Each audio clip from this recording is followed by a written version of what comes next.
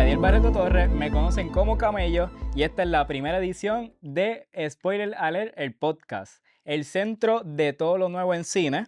Y queremos agradecer de antemano a nuestro auspiciador Atlantic University College para este gran espacio, el equipo y para hacer realidad este podcast. Esta primera edición queremos contar con la invitada que tiene su estreno en los próximos días de su nuevo largometraje. Quiero empezar con una pequeña descripción sobre ella. Tenemos a la invitada a Viviana Torres Mestey. Es una periodista, escritora, profesora, fotógrafa, productora y directora puertorriqueña al día de hoy, porque me imagino que le faltan por lograr extensas cosas en su carrera.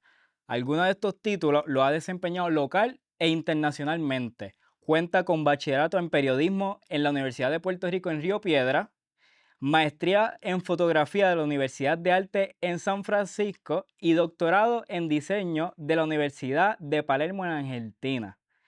Y numerosos premios alrededor del mundo. Una mujer luchadora, empresaria, pero sin dejar fuera su lema: con arte y cultura también hacemos patria. Así que la presentamos aquí a Viviana. Saludos, gracias por tenerme. Te traemos porque anteriormente en la universidad habíamos tenido una charla sobre tu largometraje y nos gustó de las diferentes cosas que hablaste, los diferentes temas, y no podíamos perder la oportunidad. Quería empezar, aunque dije esa descripción de ti, quería saber que tú me la dijeras en tus palabras, ¿quién es Viviana Torres? Pues mira, por más simple que parezca esa pregunta, es bien compleja porque los seres humanos somos personas extremadamente complejas. Yo pienso que yo más me identificaría con trabajadora de la cultura y educadora. Yo creo que son los dos títulos que engloban quizás todo lo que hago. Pero sí, dentro de las disciplinas artísticas, pues soy actriz, dirijo, produzco teatro, cine, televisión, escribo también, soy dramaturga. Soy profesora en fotografía, pero también en otras disciplinas de las artes como procesos creativos, por ejemplo.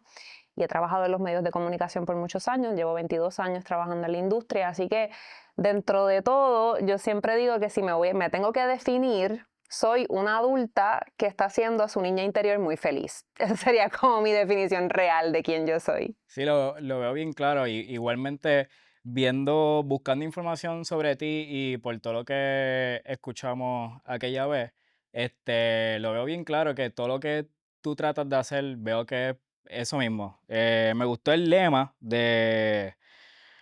lo tengo por aquí. Con arte y cultura Sí. también hacemos patria. Me encanta por eso mismo. Veo que todos tus trabajos siempre son buscando, no, o sea, siempre uno busca lo económico, claro, para también uno estar bien en lo que tenga que hacer, pero que impactar, llevar ese mensaje de cultura. Sí, para mí ha sido bien importante ser representante de Puerto Rico en todo lo que hago, porque cuando tú sales de la isla, ¿verdad? Yo a veces digo que padecemos del síndrome del ombligo, vivimos mirándonos el ombligo, todo lo que hacemos aquí, pero hay mucho también para aportar como país y como isla en otros países, insertándome en foros, en festivales internacionales de diferentes cosas, teatro, cine, televisión. Eh, para mí es bien importante que sea Viviana Torres Mestey de Puerto Rico, porque así es como damos a conocer la gestión cultural que se está haciendo en Puerto Rico, así es que damos a conocer todo el talento local que existe, más allá de los grandes nombres, artistas que todo el mundo conoce, sino tantas otras cosas que nosotros podemos dar como isla.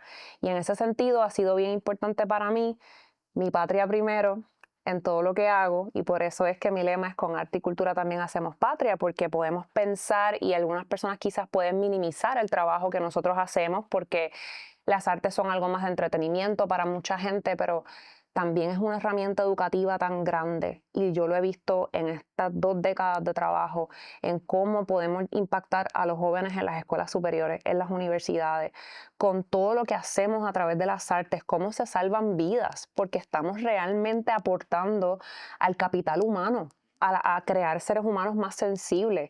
Y eso es un potencial que tienen las artes. Y en ese sentido, pienso que el capital humano que aporta y que desarrollan las artes es lo que nosotros estamos aportando al país, es la patria que nosotros estamos haciendo. Cada uno hace patria desde sus trincheras, desde sus disciplinas, desde lo que le toca, y a los artistas y a los creadores y a los gestores de la cultura no es menos importante la labor que se hace para levantar el país, para visibilizar lo que estamos haciendo a nivel internacional y que la gente sepa que somos más que unos pocos nombres a nivel internacional, sino que somos una isla llena de talento. Sí, perfecto, perfecto.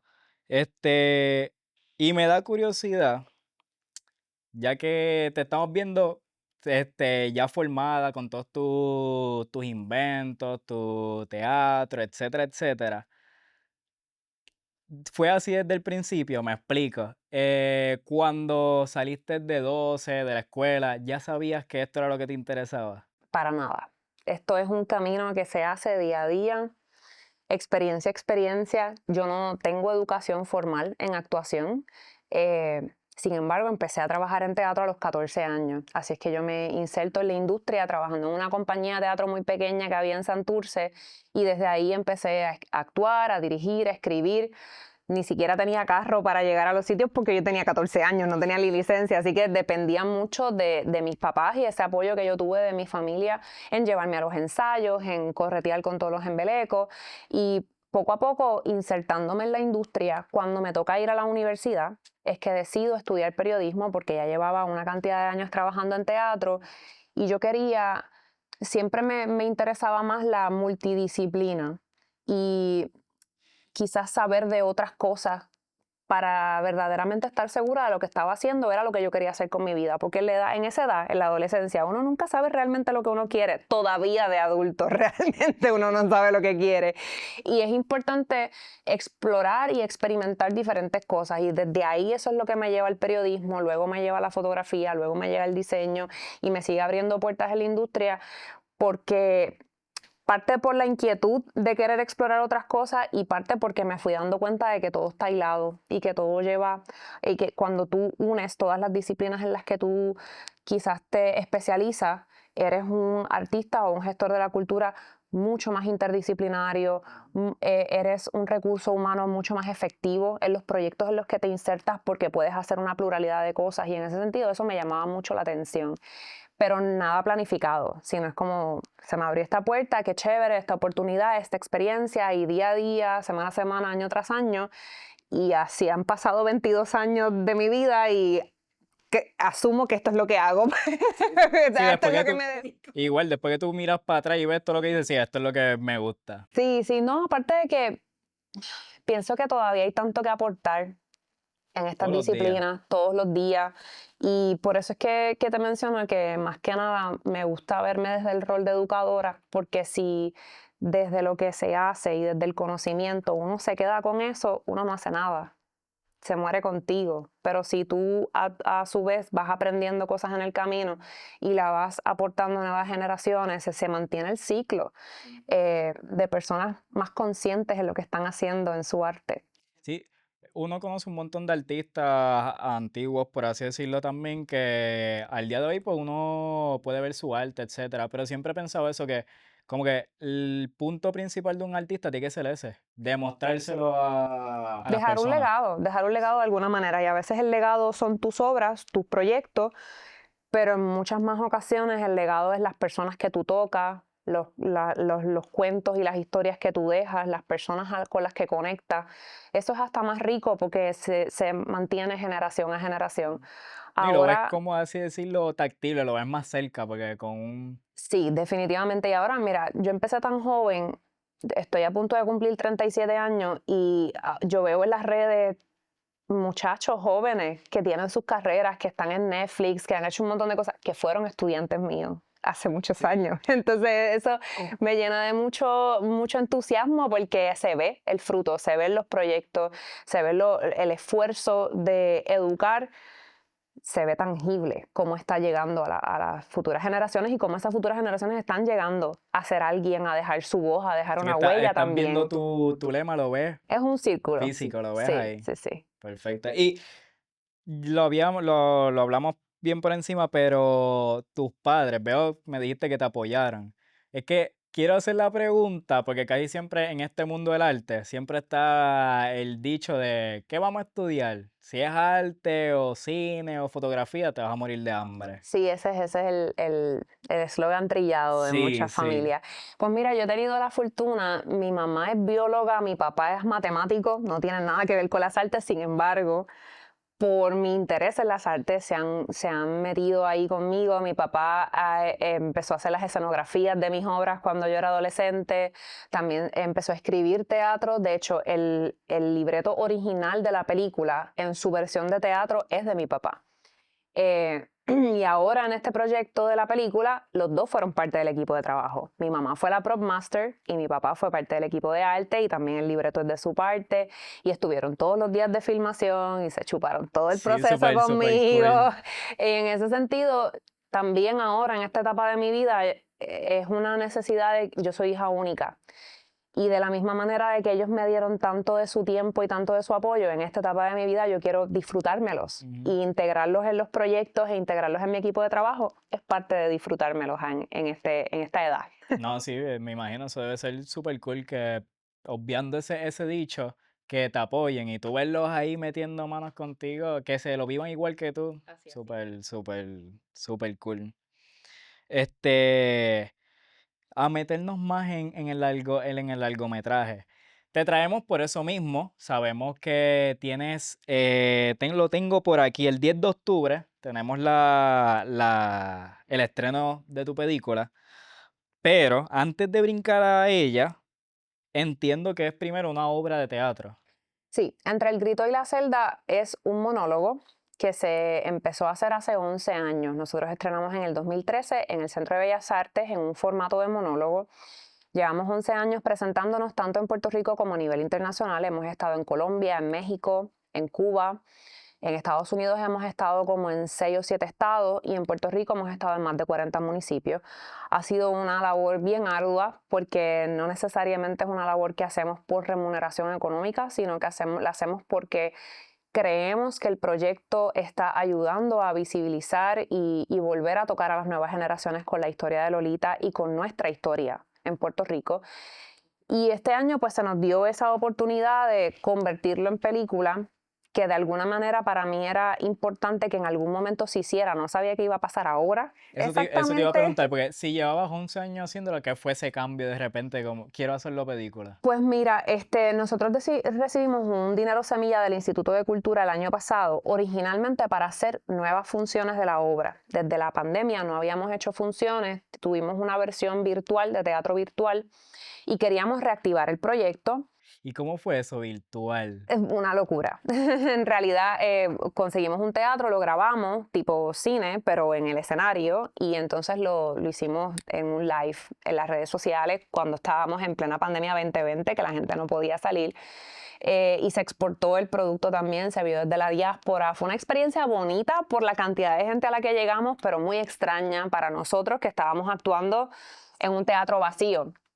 Entonces, bueno, volviendo a la película un poco, la idea era reactivar la gira, pero se tardaron tanto en contestarnos si nos daban o no la propuesta, que cuando finalmente tenemos la respuesta ya habíamos perdido las salas, las fechas y volver a reactivar todo eso fue súper cuesta arriba. Así que en enero de este año esto ha sido maratónico, esto ha sido en Sí, este un año corto todo, tiempo. correcto.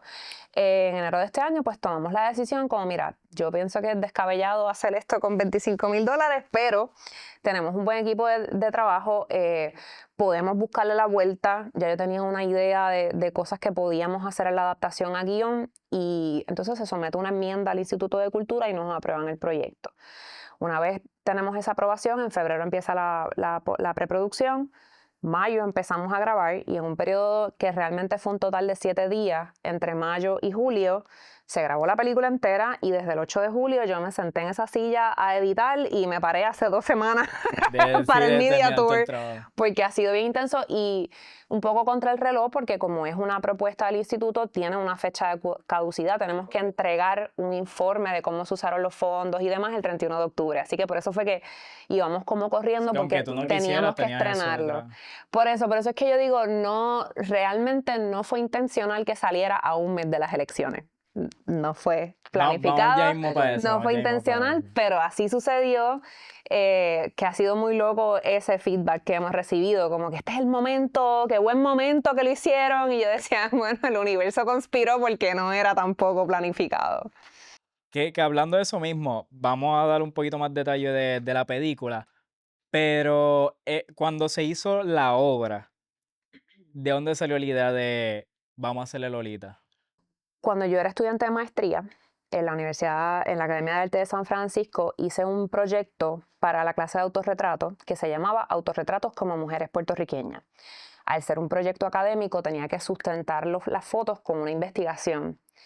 Y investigando diferentes mujeres a la historia de Puerto Rico, una de ellas, uno de los autorretratos que hice fue de Lolita Lebrón. A mí me sorprendió el parecido.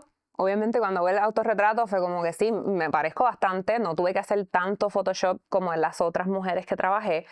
Y Sin viendo, embargo, y viendo por encima también tus trabajos, veo que ese es el área que te gusta, el el autorretrato autorretrato y en el cuestión de la fotomontaje fotografía. son mis especialidades, sí, correcto.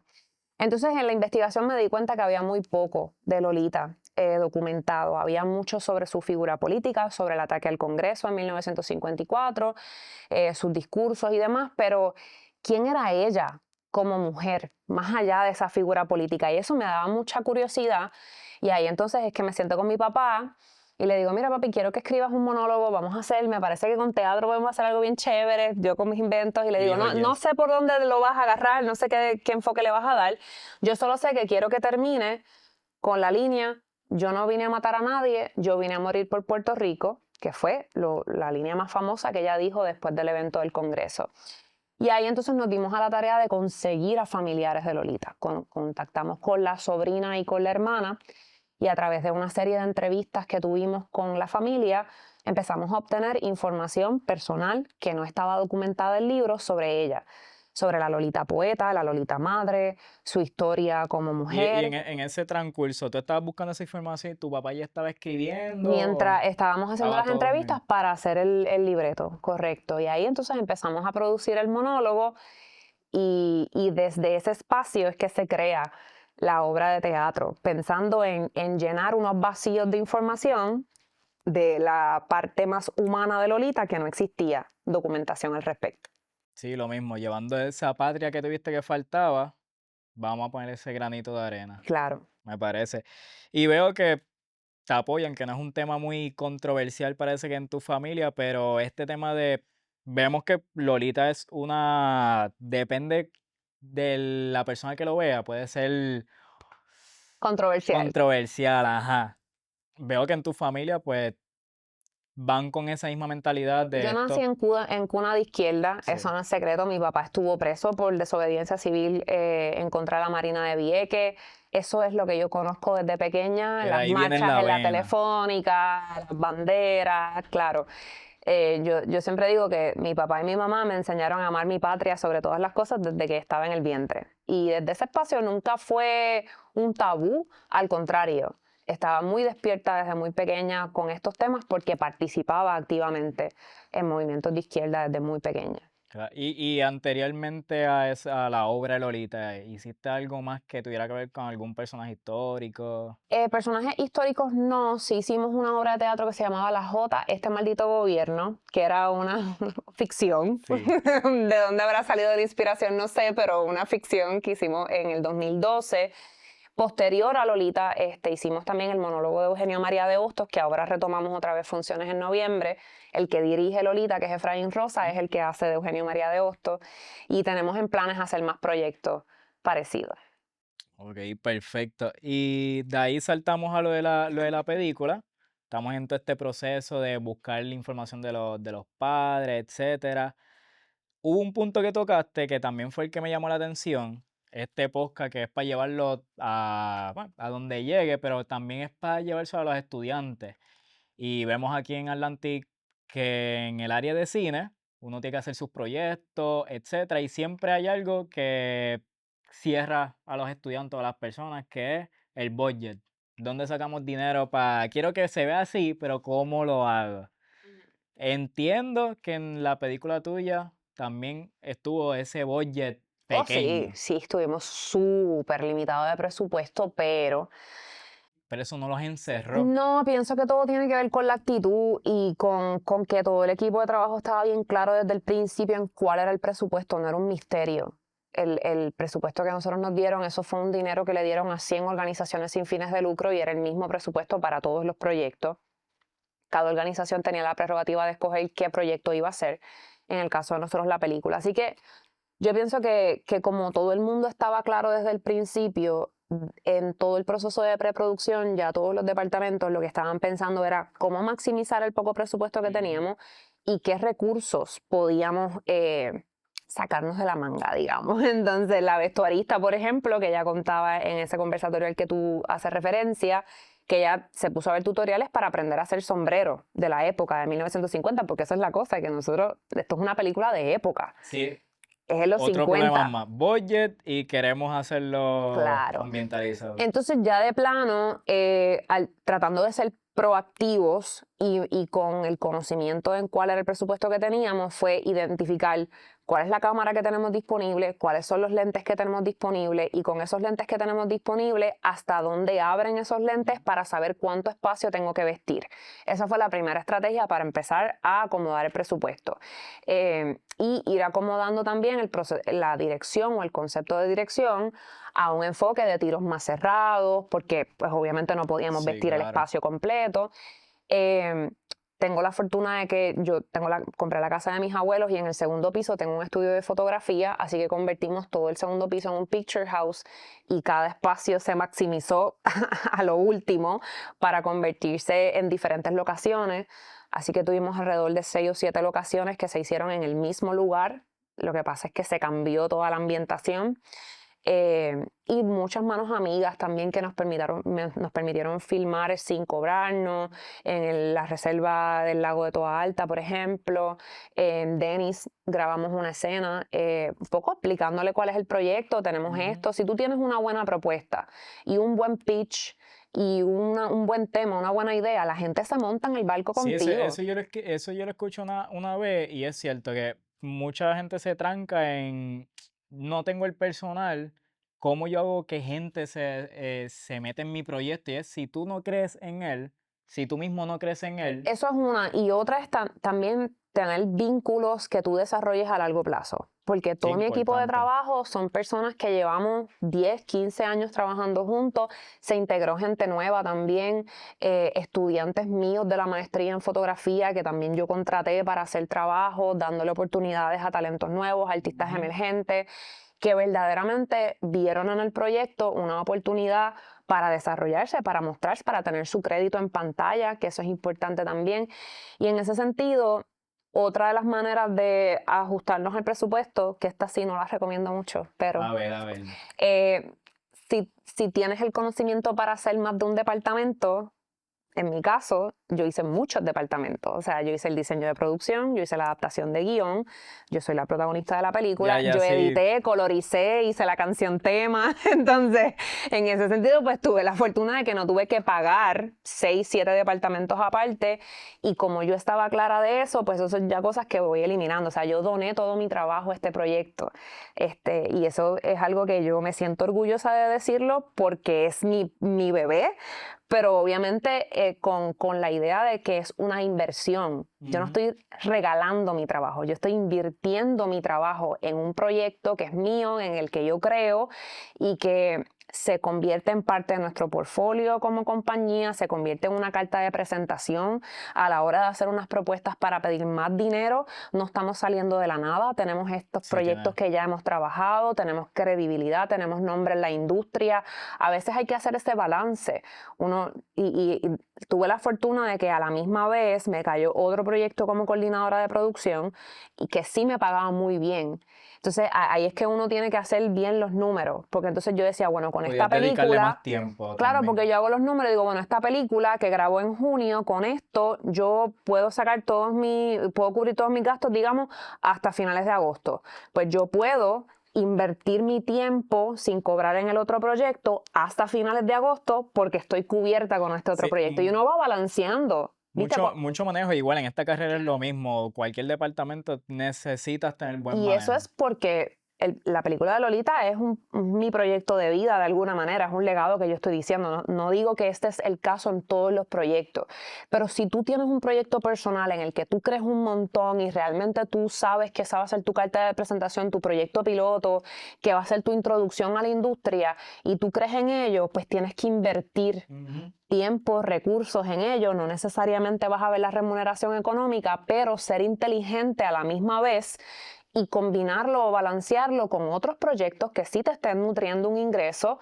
porque de algo tienes que vivir. Sí, igual, uno no ve mal las personas que también hacen proyectos por dinero porque hay a veces que te contactan contigo y tienes que Este es nuestro hacerlo. trabajo también. Pero todo lo que tú quieras llevar un mensaje va siempre a tener más peso cuando no esperas nada a cambio. Aparte de que uno no puede esperar que la gente se monte en el barco directamente económico con un proyecto en el que tú crees. Por ejemplo, la figura de Lolita es una figura súper controversial y conseguir auspicio aparte del Instituto de Cultura es Es cuesta difícil. arriba porque estamos en un año de elecciones, la gente no se quiere comprometer, es una figura controversial, etcétera, etcétera.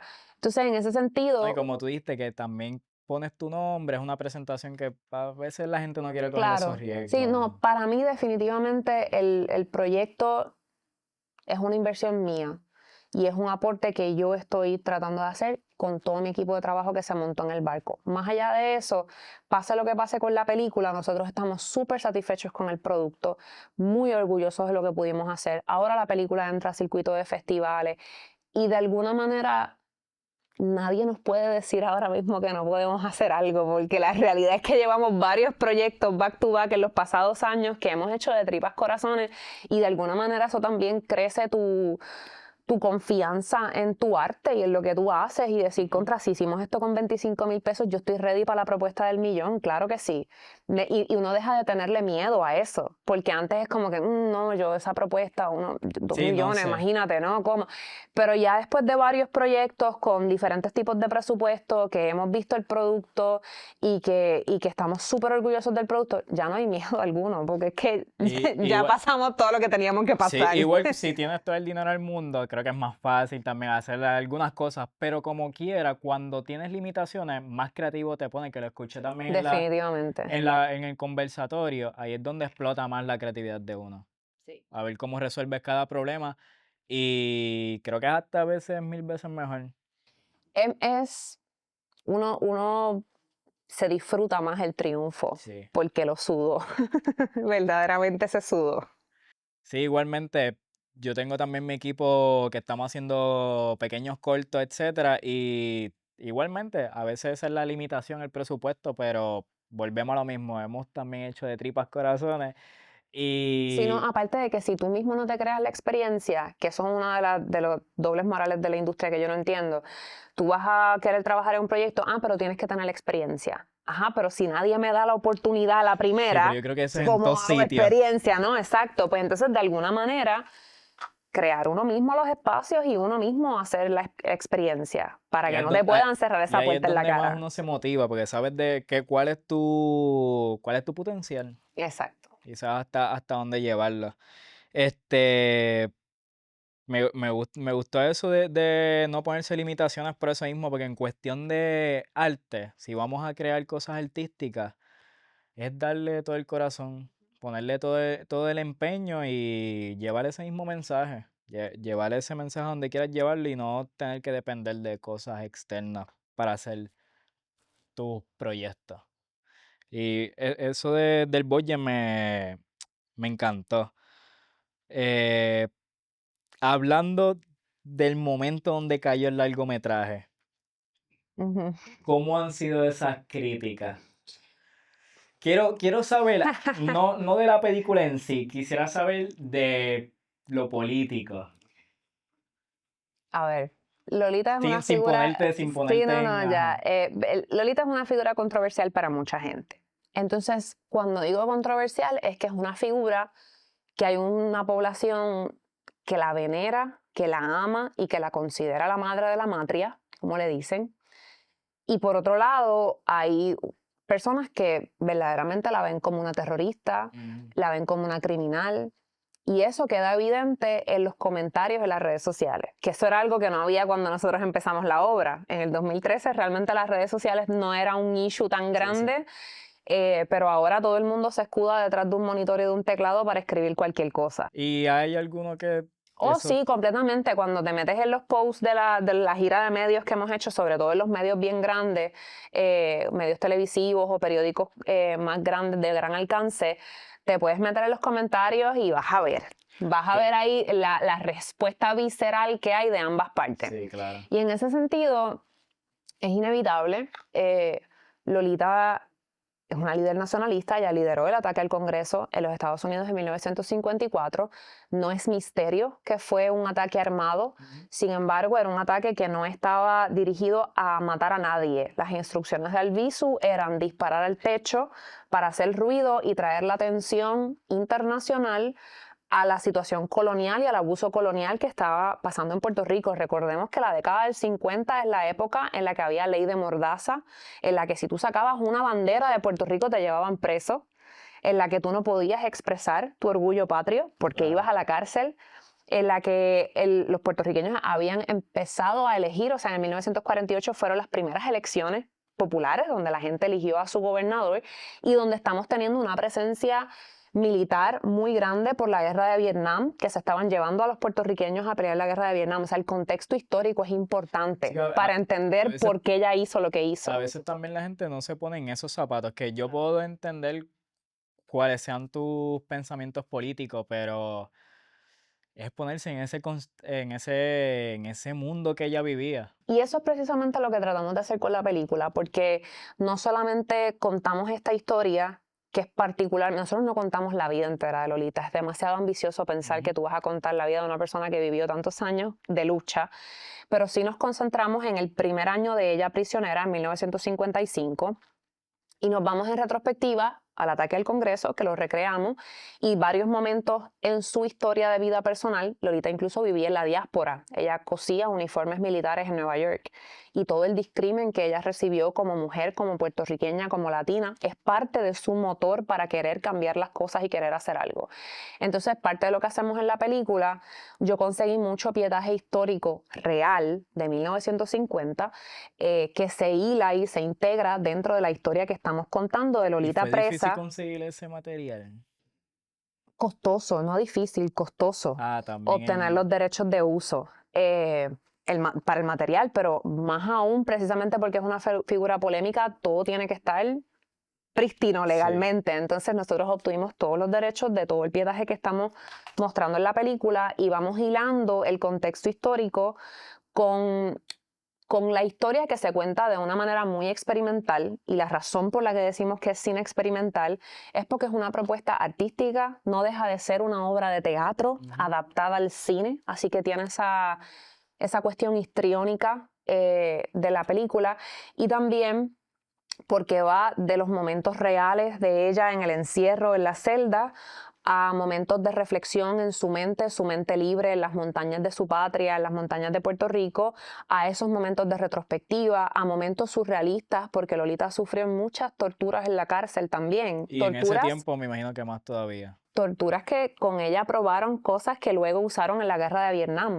Entonces, sí, hoy en día lo podemos saber por cuestiones históricas, pero en ese tiempo no habían redes. No es como ahora que si te pasa algo en la cárcel, puedes conseguir de alguna forma. Allá hacían correcto, lo que quisieran con ellos. Y ahí está muy bien documentada las torturas que hacían con Albizu, pero con Lolita no estaba tan documentado hasta que nos sentamos a hablar con la familia y supimos la extensión de lo que ella sufrió en la cárcel, y es por ello que nosotros proponemos que dentro del sufrimiento y el dolor habían algunos momentos de delirio, y esos momentos de delirio se prestan para unos momentos surrealistas en la película. Y eso que tú mencionas de Albizu, ¿se prestará por ser mujer? Que no haya esa documentación porque ella, o sea, porque es mujer no documental. Puede ser, hay muy poca documentación, no solamente de Lolita, o sea, nosotros tenemos muchas mujeres que lucharon en la historia, Blanca Canales, la misma Ruth Reynolds, hay muchas mujeres que se nos van perdiendo en los libros de historia porque, como decía ahorita en otra entrevista, la historia la escriben los que vencen. Entonces ahí tenemos un problema porque no estamos recibiendo la historia completa. Sí. Y es parte de lo que queremos hacer con la película y proponer también la idea que mencionaba yo en el conversatorio de que las personas importantes en nuestra historia, no solamente de la izquierda, de cualquier ideología o incluso más allá de la política, artistas, dramaturgos, en la historia de Puerto Rico, son materia prima para crear. Pueden ser materia prima para nosotros hacer más películas, más obras de teatro, libros, poemas.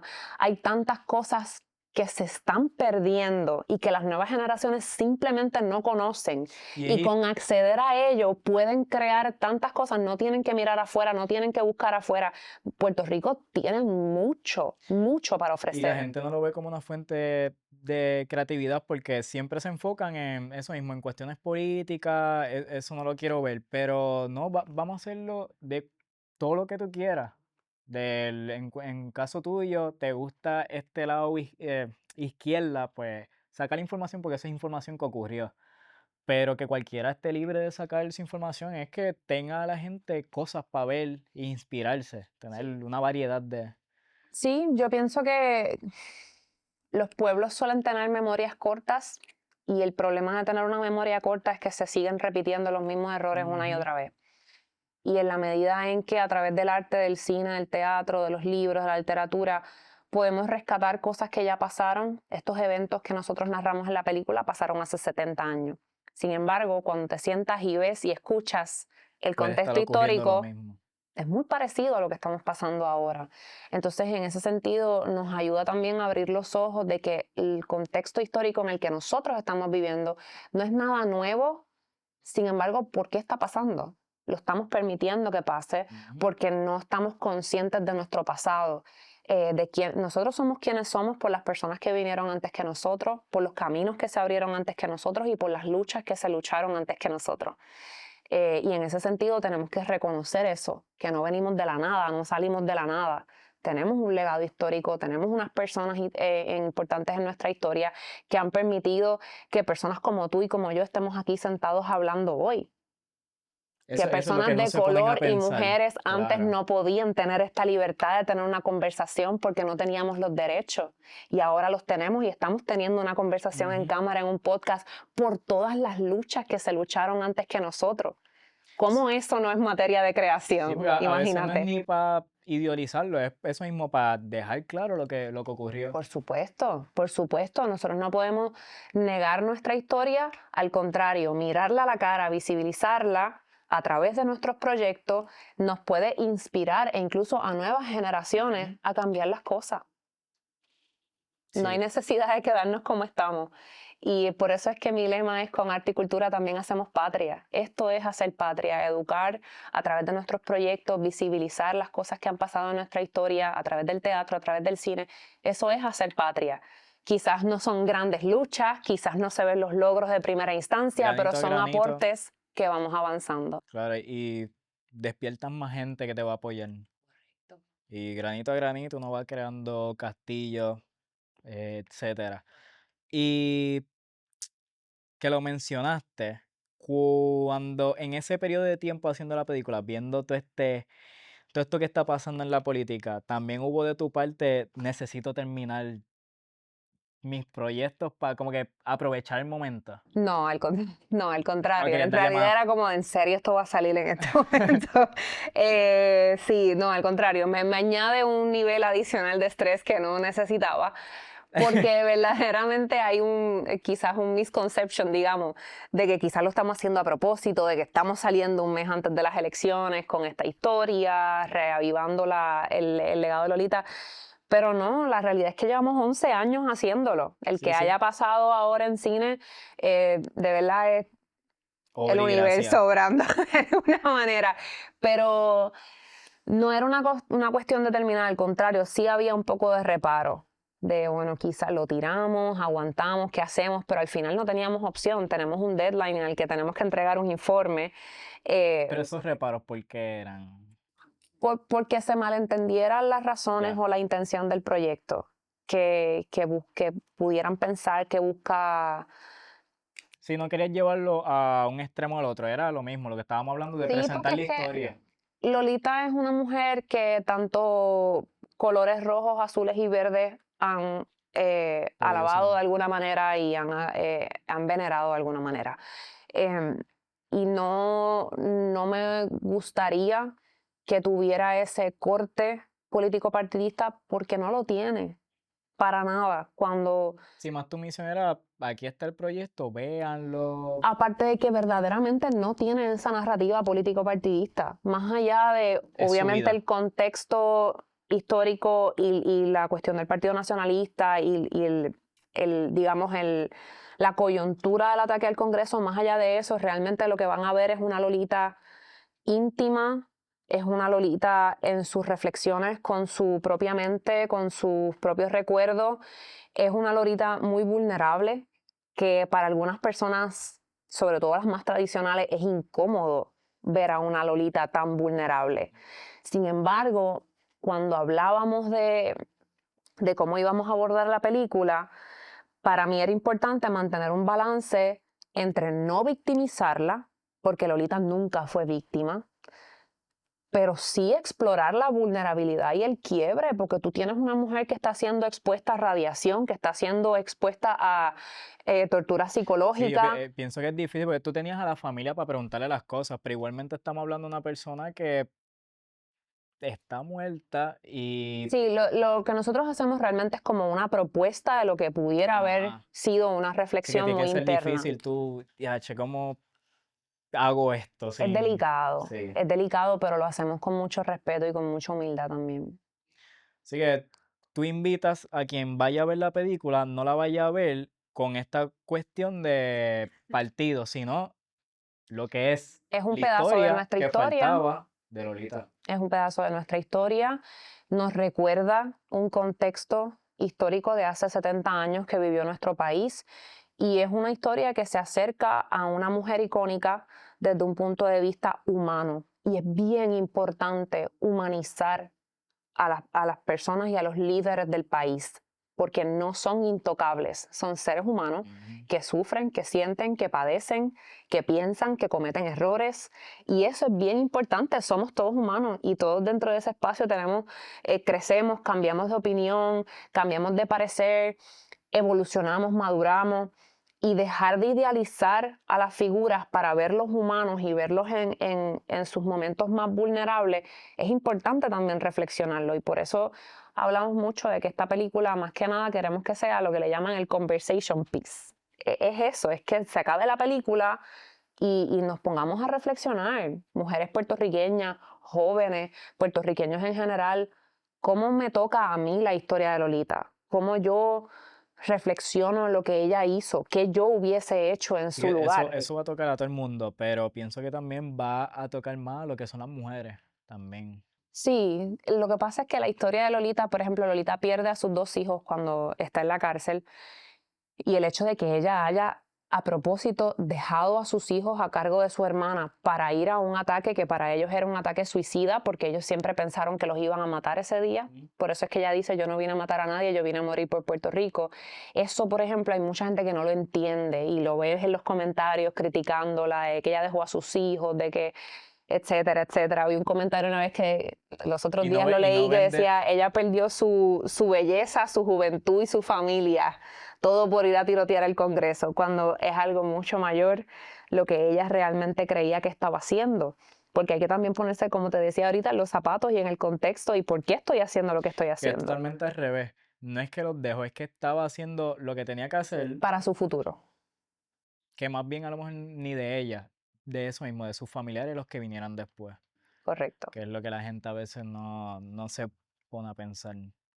Que ninguno de estas personas que hacen ese tipo de cosas son de su ideales y por capricho, es por ver algo muchísimo mejor. En ese momento, uno también piensa, en ese momento habían opciones muy limitadas para hacer este tipo de protestas, sobre todo con una ley de mordaza encima. Entonces, la misma Lolita, a través de los años, luego que ella salió en el 79, que regresó a Puerto Rico, ella en muchos momentos dijo que en ese contexto de su vida ella quizás lo hubiese abordado de otra manera, quizás no hubiese sido con una lucha armada. Y ahí es que tú ves cómo la madurez, el pensamiento, fueron 25 años de encierro, Que te cómo ponen a van hablar, moldeando, claro. te ponen a conocerte sí o sí completa. Sí, eso es lo que yo digo 25 años en ese trote y con tanta tortura y demás, eso tú tienes que tener una una seguridad mental e irte a vivir hacia adentro, que era un poco yo como actriz lo abordaba, o sea, cuando tú estás físicamente recibiendo todos estos agravios, tu mente se tiene que ir hacia adentro, como los monjes, ¿no? Que se van y meditan, una cosa muy interior, porque de otra manera te quiebran y te quiebran bien fácil. ¿Y lo has sentido de esa manera? Viendo que también eres actriz, yo no lo soy, pero cuando haces esos papeles, me imagino que no, porque no es la misma sensación, pero lograr a sentir eso Sí, parecido. sobre todo con Lolita, porque son tantos años interpretándola, son 11 años. eh, Conectando con esa esencia de ese personaje y hay unas partes que todavía 11 años después de Siguen tantas tocando. veces de hacerla, yo sigo llorando y doliendo igual, sobre todo la pérdida del hijo, la parte en que ella reflexiona con el amor de su vida, o sea, lo que ven en pantalla, las lágrimas son reales, el sufrimiento es real, eh, porque uno llega a conectar a unos niveles, me acuerdo cuando grabamos la escena que ella está con el amor, que es como una escena de delirio. Yo estoy, pero llorando completamente y esa escena se grabó creo que 3 veces nada más, 3 tomas. Y después de la última toma, yo me paré y se me hacía difícil desconectarme y seguía llorando y llorando y llorando y tú ves que todo el equipo de trabajo estaba llorando y recogiendo las luces y todo y llorando porque todos entramos como en esa dinámica de ese dolor tan grande y tan real y tan genuino que es que no hay manera ni siquiera yo pienso que de llamarle actuación, porque es que no era una actuación, era una conexión con ella en un nivel que es bien difícil de explicar. Y eso es lo que se busca con el arte también a la larga. Poder transmitir a otra persona sentimientos, pensamientos, etcétera. Y está sorprendente escuchar todo eso. Para ir terminando, que ya llevamos bastante tiempito, quería preguntarte, que lo vi en una entrevista, saliéndonos también digo, no es dejando fuera tu largometraje, pero ¿cómo ves que puede afectar ahora toda esta llegada de la inteligencia artificial, viniendo lo que tú acabas de decir de te tienes que meter en el personaje, la actuación, vivírtela y que estén llegando cosas como la inteligencia artificial a atacar campos como el arte?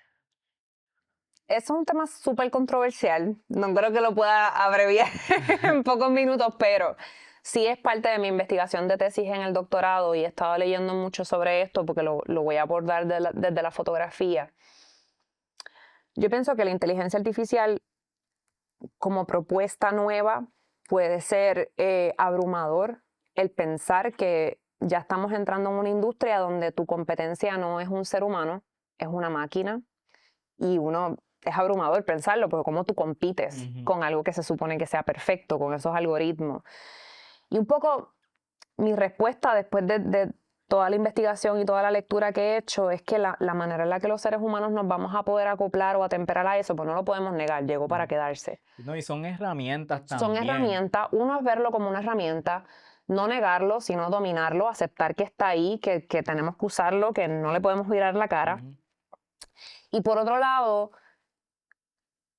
convertirnos nosotros en mejores profesionales interdisciplinarios, en tener más destreza, más conocimiento, leer más, saber de más, porque la cultura es todavía para mi investigación, lo que yo he podido identificar, que nos separa del algoritmo.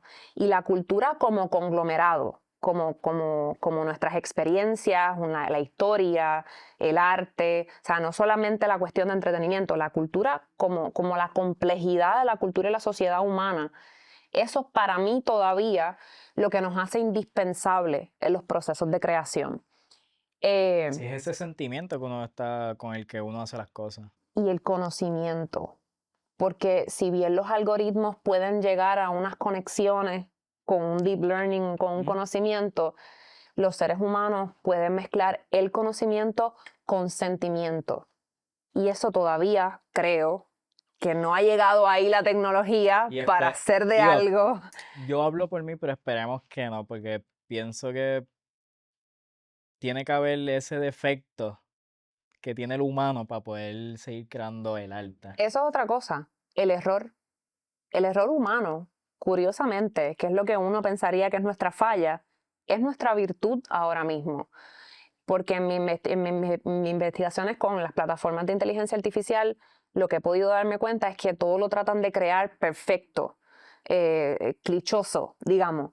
Pero el error humano, el pensamiento humano, el dolor, los miedos, los sueños, las pesadillas, esas cosas todavía no, realmente no es que la inteligencia artificial no lo pueda hacer o procesar, es que no tiene la necesidad. Pero los humanos sentimos ansiedad, los humanos sentimos depresión, los humanos mezclamos todo nuestro pasado, nuestras experiencias para hacer algo nuevo. Eso realmente el algoritmo no tiene la necesidad de hacerlo ahora mismo porque está entrenado para hacer algo bien y hacer algo perfecto. El error humano para mí es lo que nos está haciendo valioso todavía. Sí, y igual, hasta que no salgan los robots como iRobot, pues igual, porque todavía tiene que haber un humano detrás de esa máquina para que cree algo. Todavía no crean por sí solas. Que esperemos que nunca pase, pienso yo. Y si pasa, nos tendremos que acoplar la realidad porque es que negarlo es peor. Negarlo es peor, es, ok, esto, nueva tecnología hace qué cosa, tal cosa, perfecto, ¿cómo yo lo puedo hacer mejor? O cómo yo lo puedo utilizar para yo ser mejor profesional. O, no podemos tampoco negarlos, no podemos tampoco lamentarnos. Es algo que va a seguir pasando y van a seguir habiendo nuevas tecnologías y nosotros tenemos que tener la astucia de ir un paso adelante y pensar ya de plano cómo yo me vuelvo indispensable. Más conocimiento, leer más, saber de más, tener más práctica, más experiencia, utilizar el conocimiento, la historia, lo que te hace a ti ser humano, usarlo, porque eso es lo que te va a diferenciar de algoritmos clichosos, de la misma respuesta todo el tiempo, etcétera. Claro, ¿será eso ahora mismo la motivación de la gente? Porque es cierto lo que tú dices, porque te invita a no quedarte atrás ahora mismo la inteligencia artificial, a aprender de ella y tratar de eso mismo, de qué puedo hacer para ser mejor. Sí, sí, sí. Creo que también es un tipo de motivación. Antes de irnos, tengo dos cositas que quería preguntarte. Una, personalmente me da curiosidad, leyendo tu biografía, vi que tuviste en tu área de fotógrafa, tuviste una presentación, una exhibición en el Museo de Louvre de El París. Louvre. ¿Cómo fue eso? Una locura, la realidad. Uno nunca piensa como puertorriqueño que va a llegar al museo más importante del mundo. Fue una exhibición itinerante que se hizo en el recibidor del Museo del Louvre en el contexto de un evento del Exposure Award en el 2015, me parece. No me acuerdo muy bien, 2015-2016 por ahí. ¿Y fue con toda la película de viajar y todo eso para allá? Yo no viajé, fíjate, no viajé al Louvre. He tenido la oportunidad de ir a otros, por ejemplo, Sí. fui a Hungría, pero es costoso. Estas exhibiciones no te pagan los pasajes. So, no. Ser artista y exponer tu trabajo también es invertir de alguna manera. Hay algunos que sí, que te pagan algo y te ayudan, pero hay muchas, sobre todo en la fotografía, hay muchas exhibiciones que tú envías tu trabajo. Ok. Como en los festivales de cine también, que tú envías tu trabajo y no necesariamente puedes participar del festival. Pero para mí lo sorprendente del Louvre fue más que nada la respuesta que hubo aquí en la isla. Una vez se dio a conocer la noticia, la cantidad de medios que lo querían cubrir, cómo eso de momento agarró vida propia que yo francamente no esperaba, porque te digo, yo no viajé. Yo vi todo el evento virtual, pero Pero no igualmente viajé. es algo grande. Claro. Sí, lo que pasa es que yo trato de como no quedarme ahí, quizás es un error mío, es una falla de no disfrutarme esas cositas, pero a veces es como que, ok, sí, chévere, el Louvre, París, ¿cuál es el próximo? De alguna No, manera. eso está bueno Vamos a también para no seguir, sí. estancarse, pero es bueno también, Es eso lindo, inspira a otras personas. es lindo, como te decía ahorita, es lindo estar como te digo, por ejemplo, cuando sí tuve la oportunidad de ir a Hungría y presentar una foto en Cuba, he estado en montones de países y es bonito escuchar el Puerto Rico y que en otro idioma traten de pronunciar Puerto Rico. Eso es bonito porque sientes que tu islita está sonando en lugares donde no sonaría de otra manera. Y en arte, que a veces la gente no le da a veces el aprecio que lleva el arte. Y para terminar, siguiendo el nombre del podcast, no quería irme sin el espacio de Spoiler Alert.